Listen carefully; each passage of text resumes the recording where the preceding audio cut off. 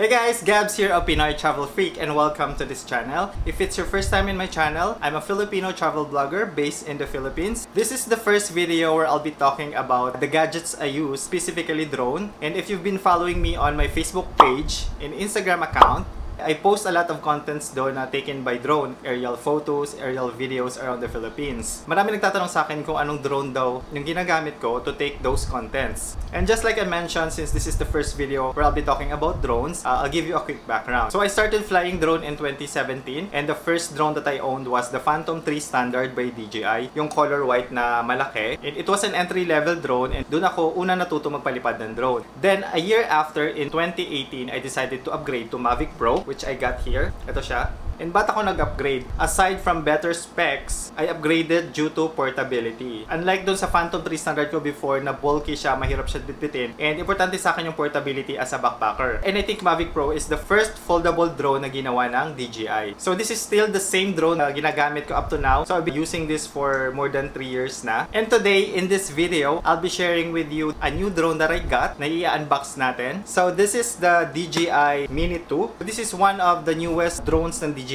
for beginners. So this is the upgraded version of the previous Mavic Mini. So I got this drone not to replace my Mavic Pro, but I bought this as a backup lang. And even though the Mavic Pro is portable, this one is super portable siya. Sobrang liit niya lang, sobrang gaan niya. And it's perfect sa mga light trips lang and hiking. So if you're a mountaineer, sobrang portable niya. So before we proceed to the unboxing, I'm sure a lot of you is asking kung magkano ba yung drone na ganito. So meron tayong dalawang klase ng package pagdating sa Mini 2. Meron tayong standard package tsaka yung Fly More combo. Ang retail price ng standard package is 23,990 while yung price naman ng Fly More combo is 29,990. So ano yung pinagkaiba ng dalawang package? I'll explain that in a bit. However, yung Fly More combo ko, instead na 29,990 siya, nakuha ko lang siya ng 25,881 pesos. Yes guys, mura ko lang siya nakuha sa isang store sa Lazada during the 3/3 sale. And aside sa bumaba yung presyo niya, ginamitan ko siya ng vouchers tsaka discount code ng credit card ko. I was able to save around 4,000 pesos. I'll put the link below kung saan ko siya binili para you can check it out. I suggest na pag merong sale, abangan nyo. Baka makachamba din kayo ng same price sa akin or mas lower pa. If you're asking naman kung saan pwedeng bumili, these are available sa mga physical stores such as DJI store mismo. Ang alam ko is meron sa SM Mega Mall. Meron din sa stores ng Henry's Camera and Camera House. Alright, so now alam nyo na yung price ng drone na to. Let's start the unboxing. When I received this from Lazada, hindi ito yung itsura niya. So nakabalot pa siya ng plastic, tapos meron siyang bubble wrap and then another box since online shopping siya para makasigurado tayo na hindi ba to yung nakuha natin. So I took a video while unboxing it. Ito na yung box niya. So this is the DJI Mini 2, the Fly More combo. Kasama dito sa Fly More combo is yung, this is the bag. Subuksan natin. So ito yung drone, this is I think the remote controller tsaka yung some of the accessories. So ilabas muna natin yung drone. Yan, ito siya. Sobrang liit niya guys oh. So set aside muna natin to, check muna natin yung other accessories. And so this is the remote control. So ibang-iba siya kumpara sa remote control na Mavic Pro na ginagamit ko currently. Yung joystick niya is pwede siyang ma-detach. So ito siya, dito sa ilalim. So isuscrew lang natin, ito din. Tapos yung phone or tablet, dito siya pwedeng ilagay sa taas. Pag malaki yung phone mo, pwede siyang ma-stretch. Tapos nandito kasama rin yung cable. So may tatlo siyang cable na kasama and yung isa is naka-install na siya dito. So if you're using iPhone, so ito siya, lightning port. Tapos ito yung naka-connect sa remote control. Dito merong shutter button for video and photo. Tapos ito yung control dun sa gimbal. Next is merong manual or quick start guide. Ito. So nakalagay dito is accessories. Alright, so yung nandito yung power adapter. So ito pa yung dalawang RC cable niya. One is for mga devices na may micro USB port, tapos the other one is Type-C port. Tapos here is the charging cable. So it's a Type-C. Pwede itong magamit to charge the remote control and the battery. Last na laman is, wala na, is the two-way charging hub. Meron siyang tatlong battery. So yung isang battery is nakalagay na sa drone, tapos yung dalawa nandito sa charging hub. You can use this as a power bank as well to charge your devices such as your mobile phones and the remote control. And last is actually nandito, spare na control sticks. Ito siya guys. So in case mawala nyo yung kasamang control stick niya or joystick niya, so at least meron kayong additional na dalawa. Screwdriver. Ito guys, para sa ano to, if you wanna like change or tanggalin yung propellers ng drone, so kailangan mo siyang gamitan ng screwdriver. So sobrang liit niya, ayan siya. And the rest is actually spare propellers. So we have 3 pairs ng extra propellers. So ito na yung drone. Sobrang liit niya lang as compared to Mavic Pro. Ayan guys, so tingnan nyo. Sobrang liit niya lang. Yung weight nito is 249 grams compared to the Mavic Pro, which is 734 grams. Yung height, yung length, parang baby version ng Mavic Pro. Okay guys, so open natin yung drone. As you can see, madami pa siyang stickers. Ang maganda sa Mini 2 is meron siyang propeller holder. It can keep the propeller in place. So tanggalin natin yung propeller holder niya. Yan, so ito siya guys. So i-unfold natin yung drone. So to unfold it, unahin natin dito yung sa taas. Ito siya. And then dito sa baba. Yan. So to remove the gimbal cover, pull natin dito. Yan. So meron pa siyang stickers. And guys, so ito na yung Mini 2 natin. So nakalagay dito is ultra light, 249 grams. So ito yung camera niya. It can record 4K videos. Nandito sa likod yung USB Type-C na port, tsaka yung micro SD card port. Tapos kung gusto natin i-charge yung battery niya directly sa drone, dito natin ipa-plug yung cable. So yung battery niya is nandito. So to open it, pull mo lang ng ganyan. Tapos ito yung isang battery niya. So, tanggalin natin ganyan. So, ito yung battery niya.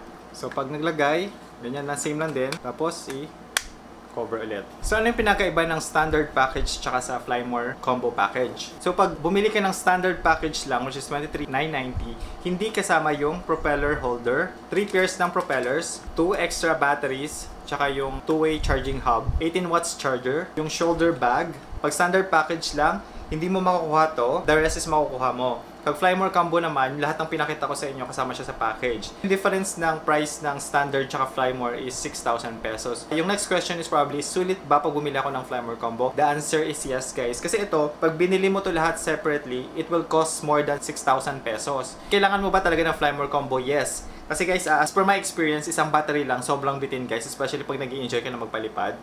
The battery plan nito is the flying time ng Mini 2 is around 31 minutes. Especially for me, na mahilig ako mag-travel. For example, pag mag-island hopping sa Palawan, so sa isang araw, madami kayong pwedeng puntahan. Isang battery guys is sobrang kulang na kulang talaga. That's why I suggest to get the Flymore combo para may extra batteries kayo. If ever naman na yung nakuha nyo ngayon is the standard package, you can just buy this battery separately. Sa Mavic Pro ko ngayon, actually, I have total of 5 batteries. So, minsan, bitin pa siya para sa akin na 5 batteries. Pero, it's a sweet spot. Since medyo marunong na kasi ako mag-drone, so alam ko na yung mga kukunin kong shots. Kaya, alam ko na siya kung paano tipirin yung battery for the whole day.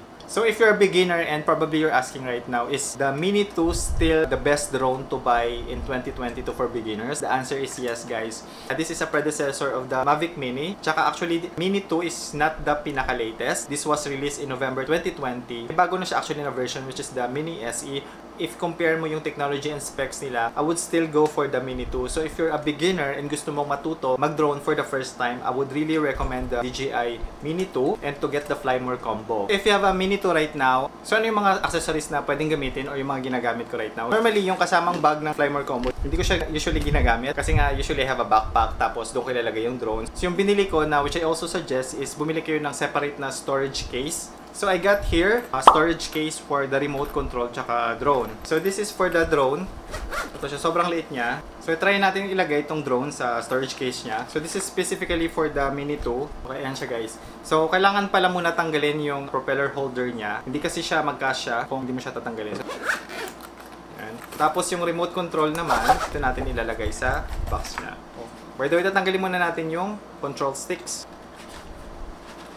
So, yan. So, fit na fit. Perfect talaga siya sa Mini 2. So, at least madali ko na siya ngayong ilagay sa backpack ko or sa luggage ko pag nagta-travel ako. So, I got this for 600 plus sa Lazada. Dalawa na to. I'll put the link sa description below kung saan ko siya binili na store. Also, another accessory that I'll be using for the Mini 2 is the CPL. So, ito yung Circular Polarizing Filter. So, the brand is Sunny Life. And I got this for 300 plus pesos from Lazada as well. I'll put the link in the description below kung saan ko siya binili. So ito siya, may case na siya and sobrang liit niya lang. So filter siya na ilalagay sa camera lens. So ano yung purpose ng CPL or Circular Polarizing Filter? If mahilig kayo mag-shoot sa mga body of water, usually di ba may mga glare Especially pag nagpalipad kayo sa terik yung araw. Halimbawa, nag-shoot kayo ng beach, ng ocean, ng sea. Nagkakaroon ng glare ng puti. Ito isa sa mga secret ko.